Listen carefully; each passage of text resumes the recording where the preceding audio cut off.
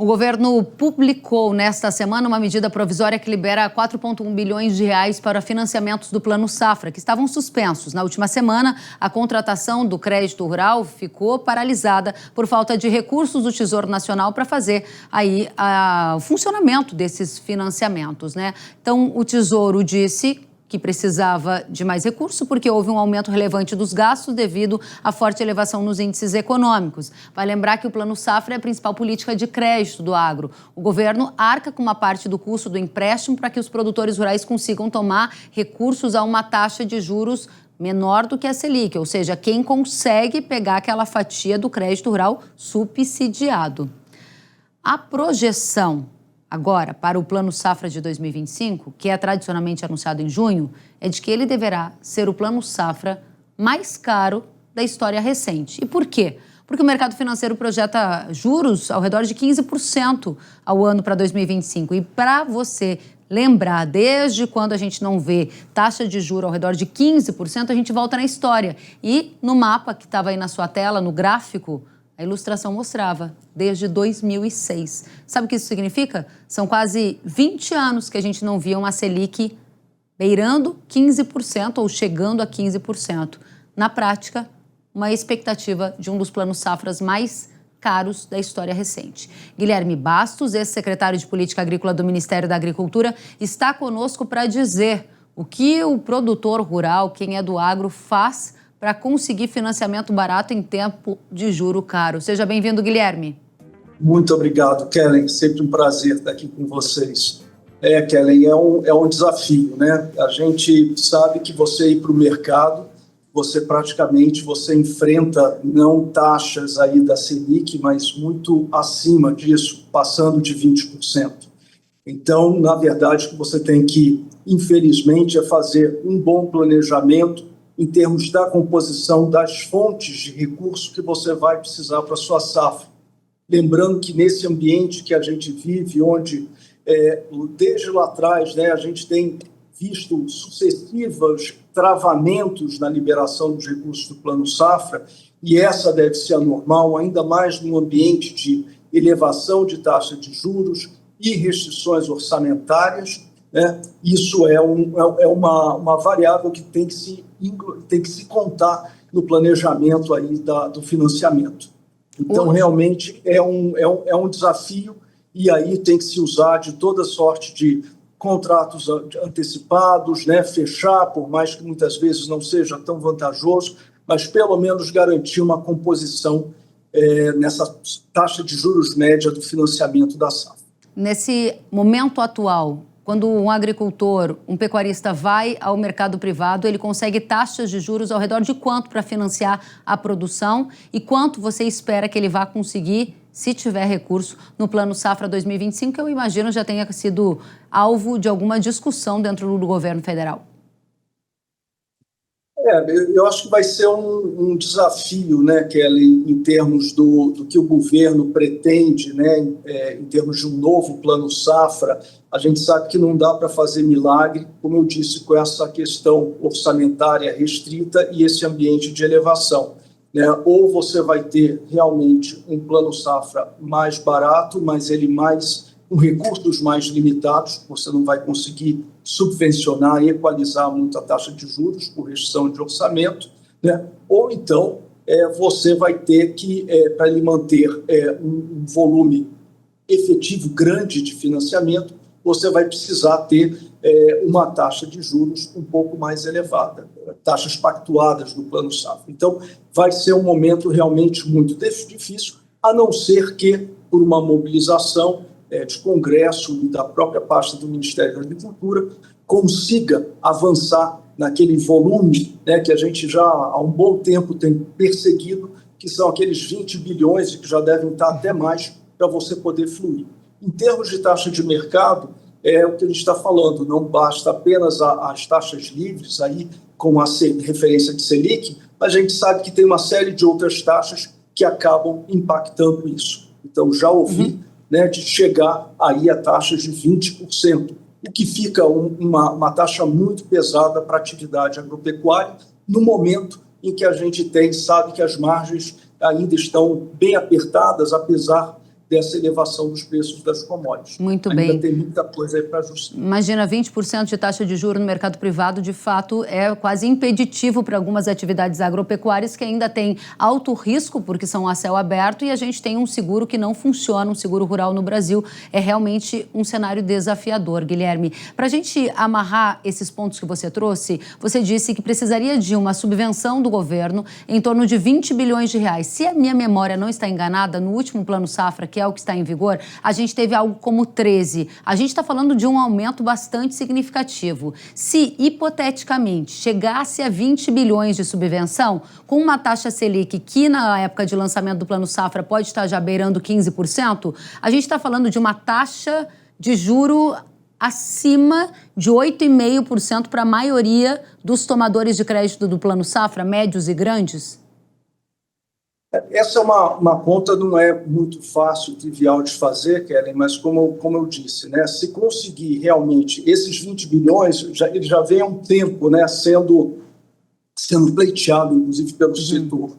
E o fato dele nunca ter sido entregue ou alocado esse volume é que a gente vê sucessivamente essas travas no Plano Safra, sabendo que a gente está num ambiente de taxa de juros crescente, né? Então, não tem jeito. Então, seria muito bom que realmente conseguisse alargar esse montante de recursos para a subvenção da taxa de juros. Agora, esse cálculo final, ele depende muito da origem dos recursos. Se vai vir dos depósitos à vista, se vem da LCA, que é uma taxa referenciada aí no mercado livre, né? Se vem da poupança. Então, depende muito de como vai ser essa composição. A questão das exigibilidades, né? Que são muito definidas pelo Banco Central. Okay. Então, eu diria assim, não é uma conta fácil de fazer. Muito bem. Para eu fazer a última questão a você, a imprensa brasileira como um todo noticiou os 4,1 bilhões de reais que a Haddad anunciou depois do Plano Safra ter ficado com as linhas de financiamento suspensas. Todo o impacto desses 4,1 bi, que a nossa audiência quer saber é quanto tempo vai durar, ou seja, quanto a gente vai conseguir pegar desse recurso. Você tem uma ideia de quanto tempo vai passar até a gente noticiar de novo que as linhas do Plano Safra estarão suspensas? Então, esse também é uma outra caixa preta que eu diria, Kellen. O Ministério da Agricultura, ele normalmente não tem uma conta gráfica, né, do quanto que já está sendo consumido, como você falou, dos 13 bilhões. Né? Então, com isso aí fica muito difícil de você prever. Por exemplo, esse 4,1 bi, que chegou, só para lembrar, isso não é recurso novo que está entrando em termos de linhas de financiamento, mas sim um recurso que vai para dar suporte à continuidade do pagamento dos recursos que estão em equalizando, que são os equalizáveis, né? Que é em torno de 120 bi, 122 bi. Então, esse recurso ele vai ajudar a destravar, né, os 50 e poucos bilhões que ainda estavam retidos nessa última trava. Então, é isso para que ele vai servir. E por que isso? Porque, como o orçamento não foi votado, o governo só poderia tratar disso e só tem como dotação orçamentária 1/12. Então, com isso aí, realmente fechou a possibilidade de continuar fazendo essa subvenção. Muito bem. Guilherme Bastos, ex-secretário de Política Agrícola do Ministério da Agricultura, é sempre um prazer recebê-lo. Volte mais vezes, eu espero que da próxima vez para a gente comemorar crédito fluindo com taxa de juro baixa aqui no Brasil.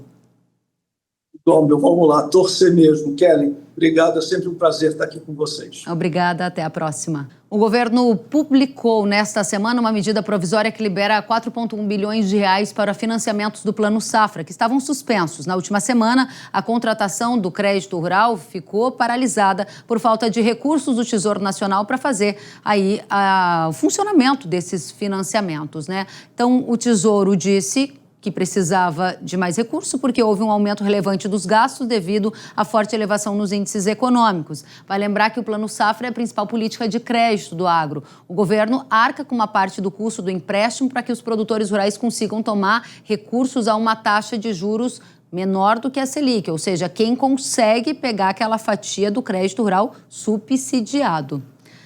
A projeção agora, para o Plano Safra de 2025, que é tradicionalmente anunciado em junho, é de que ele deverá ser o Plano Safra mais caro da história recente. E por quê?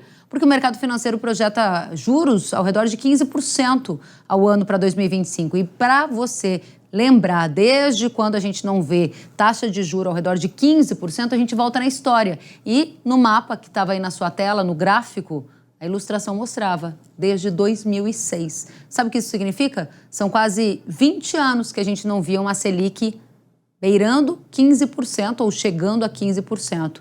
Na prática, uma expectativa de um dos planos safras mais caros da história recente. Guilherme Bastos, ex-secretário de Política Agrícola do Ministério da Agricultura, está conosco para dizer o que o produtor rural, quem é do agro, faz para conseguir financiamento barato em tempo de juro caro. Seja bem-vindo, Guilherme. Muito obrigado, Kellen. Sempre um prazer estar aqui com vocês. Kellen, é um desafio, né? A gente sabe que você ir para o mercado, você enfrenta não taxas aí da Selic, mas muito acima disso, passando de 20%. Então, na verdade, o que você tem que, infelizmente, é fazer um bom planejamento em termos da composição das fontes de recurso que você vai precisar para a sua safra. Lembrando que nesse ambiente que a gente vive, onde desde lá atrás, né, a gente tem visto sucessivos travamentos na liberação dos recursos do Plano Safra, e essa deve ser a normal, ainda mais num ambiente de elevação de taxa de juros e restrições orçamentárias, né? Isso é uma variável que tem que se contar no planejamento aí do financiamento. Então, realmente, é um desafio, e aí tem que se usar de toda sorte de contratos antecipados, né, fechar, por mais que muitas vezes não seja tão vantajoso, mas pelo menos garantir uma composição nessa taxa de juros média do financiamento da safra.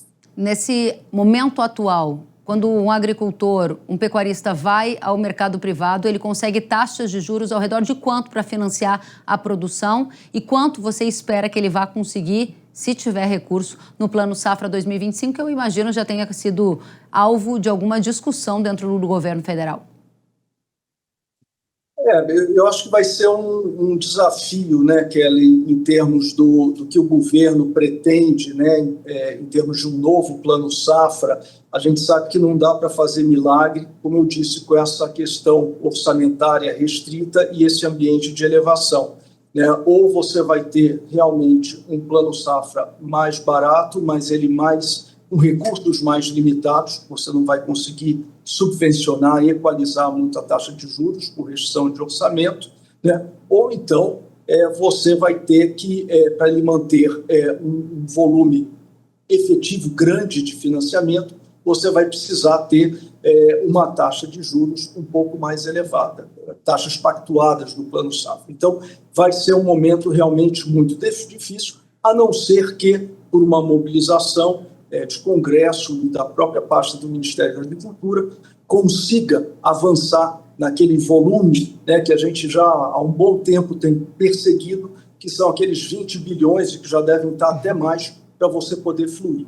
Em termos de taxa de mercado, é o que a gente está falando, não basta apenas as taxas livres aí com a referência de Selic, mas a gente sabe que tem uma série de outras taxas que acabam impactando isso. Então, já ouvi né, de chegar aí a taxas de 20%, o que fica uma taxa muito pesada para a atividade agropecuária, no momento em que a gente sabe que as margens ainda estão bem apertadas, apesar dessa elevação dos preços das commodities. Muito bem. Ainda tem muita coisa aí para ajustar. Imagina, 20% de taxa de juros no mercado privado, de fato, é quase impeditivo para algumas atividades agropecuárias que ainda têm alto risco, porque são a céu aberto, e a gente tem um seguro que não funciona, um seguro rural no Brasil. É realmente um cenário desafiador, Guilherme. Para a gente amarrar esses pontos que você trouxe, você disse que precisaria de uma subvenção do governo em torno de 20 bilhões de reais. Se a minha memória não está enganada, no último Plano Safra, que é o que está em vigor, a gente teve algo como 13. A gente está falando de um aumento bastante significativo. Se, hipoteticamente, chegasse a 20 bilhões de subvenção, com uma taxa Selic que, na época de lançamento do Plano Safra, pode estar já beirando 15%, a gente está falando de uma taxa de juro acima de 8,5% para a maioria dos tomadores de crédito do Plano Safra, médios e grandes? Essa é uma conta, não é muito fácil, trivial de fazer, Kellen, mas como eu disse, né, se conseguir realmente esses 20 bilhões, ele já vem há um tempo, né, sendo pleiteado, inclusive, pelo setor. E o fato dele nunca ter sido entregue ou alocado esse volume é que a gente vê sucessivamente essas travas no Plano Safra, sabendo que a gente está num ambiente de taxa de juros crescente, né? Então, não tem jeito. Então, seria muito bom que realmente conseguisse alargar esse montante de recursos para a subvenção da taxa de juros. Agora, esse cálculo final, ele depende muito da origem dos recursos. Se vai vir dos depósitos à vista, se vem da LCA, que é uma taxa referenciada aí no mercado livre, né? Se vem da poupança. Então, depende muito de como vai ser essa composição. A questão das exigibilidades, né? Que são definidas, muito definidas pelo Banco Central. Okay. Então, eu diria assim, não é uma conta fácil de fazer. Muito bem, para eu fazer a última questão a você, a imprensa brasileira como um todo noticiou os 4,1 bilhões de reais que a Haddad anunciou depois do Plano Safra ter ficado com as linhas de financiamento suspensas. Todo o impacto desses 4,1 bi, que a nossa audiência quer saber é quanto tempo vai durar, ou seja, quanto a gente vai conseguir pegar desse recurso. Você tem uma ideia de quanto tempo vai passar até a gente noticiar de novo que as linhas do Plano Safra estarão suspensas? Então, esse também é uma outra caixa preta que eu diria, Kellen. O Ministério da Agricultura, ele normalmente não tem uma conta gráfica, né, do quanto que já está sendo consumido, como você falou, dos 13 bilhões. Né? Então, com isso aí fica muito difícil de você prever. Por exemplo, esse 4,1 bi, que chegou, só para lembrar, isso não é recurso novo que está entrando em termos de linhas de financiamento, mas sim um recurso que vai para dar suporte à continuidade do pagamento dos recursos que estão em equalizando, que são os equalizáveis, né? Que é em torno de 120 bi, 122 bi. Então, esse recurso ele vai ajudar a destravar, né, os 50 e poucos bilhões que ainda estavam retidos nessa última trava. Então, é isso para que ele vai servir. E por que isso? Porque, como o orçamento não foi votado, o governo só poderia tratar disso e só tem como dotação orçamentária 1/12. Então, com isso aí, realmente fechou a possibilidade de continuar fazendo essa subvenção. Muito bem. Guilherme Bastos, ex-secretário de Política Agrícola do Ministério da Agricultura, é sempre um prazer recebê-lo. Volte mais vezes, eu espero que da próxima vez para a gente comemorar crédito fluindo com taxa de juro baixa aqui no Brasil. Bom, vamos lá, torcer mesmo. Kellen, obrigado, é sempre um prazer estar aqui com vocês. Obrigada, até a próxima.